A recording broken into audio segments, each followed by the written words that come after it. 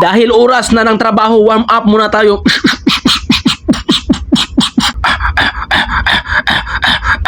Sotoy diretso, tambutso. Atin mo nang tingnan sa monitor na di kalakihan kung ano ang kalagayan sa makina na dumadagat. Baka may aberyang hindi ko alam, ako ang pagalitan. Para safety ang oras ng iyong trabaho, alamin mo kung anong kalagayan ng makina kung ikaw ay makinista sa barko. Bilang isang makinista sa barko, crucial din ang trabaho mo dahil sa iyo nakasalalay ang buhay ng mga kasama mo. Pag ikaw ay nasa oras ng trabaho, dapat kondisyon ang katawan mo, isipan mo at ikaw ay laging alisto. Kung container ship ang sinakyan nyo o sasakyan nyo, ganito kadalasan ang format o biyahe ng inyong barko. Kadalasan araw-araw laging puwerto, lalo na't maliliit ang barkong sinakyan nyo. Swerte nyo lang kung mahaba ang biyahe nyo. Dahil araw na ng Biyernes, matik yan ang ulam sa barko, munggo na may ace. Ito yung job order na binigay sa akin, kaya hindi natin yan palagpasin, atin ang tirahin. Kung ikaw ay isang makinista sa barko, dapat alam mo ang bagay na ito at ano ang purpose nito. Focus lang muna tayo sa bagay na ito. Sa loob niyan may strainer na tinatawag. Siya ang nagsasala ng mga dumi-dumi galing sa dagat papunta sa system ng makina sa barko. Para matanggal natin ang strainer sa loob, kailangan natin ng kagamitan o tools pangluwag ng tornilyo. Bilang isang makinista rin, kailangan mo makabisado ang mga kagamitan o tools na ginagamit pang trabaho sa barko. Kasi yan ang nagsisilbing sandata mo sa pang-araw-araw na gawain o trabaho. Sa punto na yan, inihanda ko na ang kagamitan kasi sa loob niyan tubig ang laman, kaya inihanda ko na ang putol na drum. Para hindi direkta pupunta ang tubig sa flooring at kakalat, malaking trabaho na naman. Ang masaklap niyan, tubig alat ang nasa loob. Pag yan natuyo sa flooring, asin-asin ang kalabasan. Inihanda ko na rin ang pneumatic pump o welding pump kung tawagin, para siya maghigop ng tubig alat galing sa putol na drum papuntang storage tank. Inihanda ko na rin ang mahabang hose, daluyan ng tubig papuntang dam, tangke.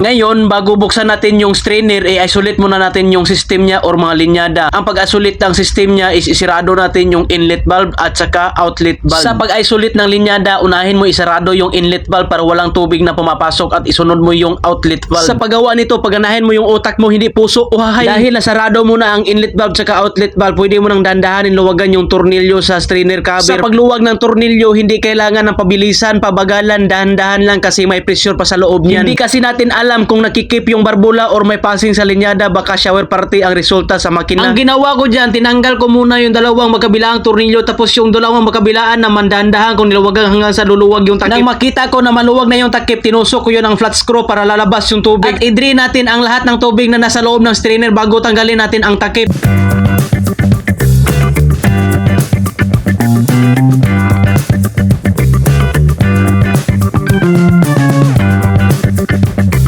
Dahil na-drain na ang lahat ng tubig, tanggalin natin yung head cover, support cover, tapos yung gasket cover para makita natin ang loob. Tingnan nyo, sobrang marumi, mga basura at sisi, pero mas marumi pa yung mga budhi nyo.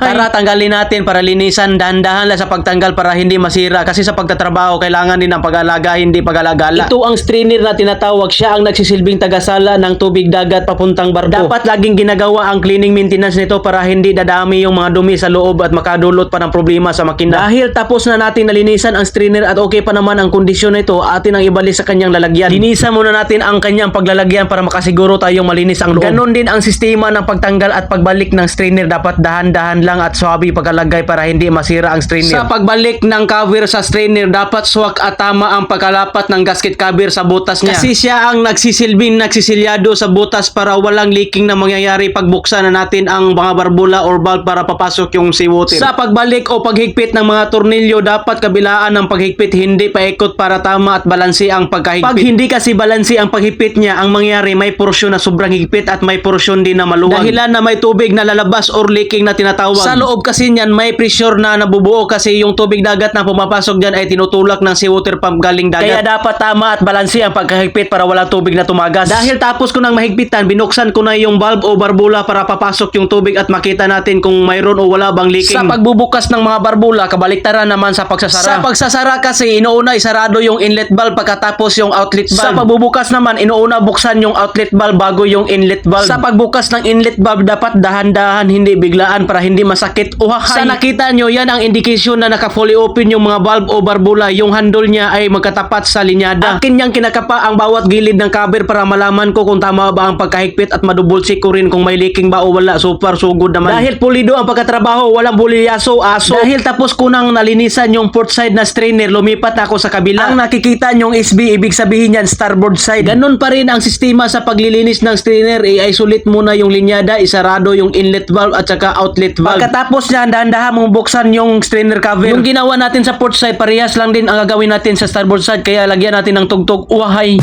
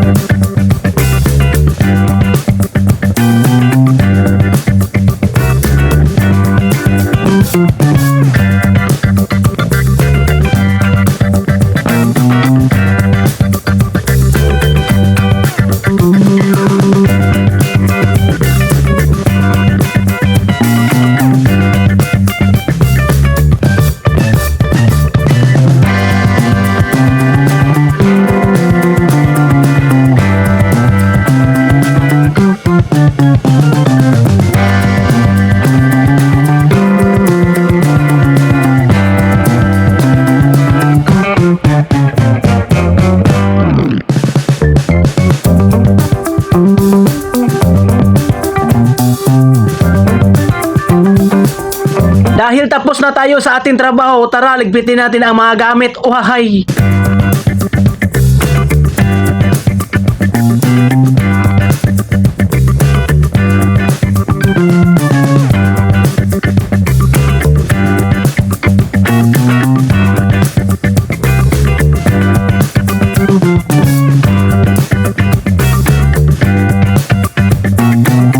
Para swabe tignan ang ating pinagtrabahoan na ate mo nang linisan. Kunting map lang ni Chuyan, sinaw pagkahuman. Dahil sa sobrang kapaguran, ate mo nang kainan, biskwit ang pinag-initan, butas-butas ang lalagyan. Pero huwag kayong kabahan, snack pa lang yan, iba pa yung hapunan, litson pa yung ulam, uhahay. Atin mo nang inuman, tubig dagat na malinamnam para matunaw ang biskwit sa tiyan, busog pagkahuman.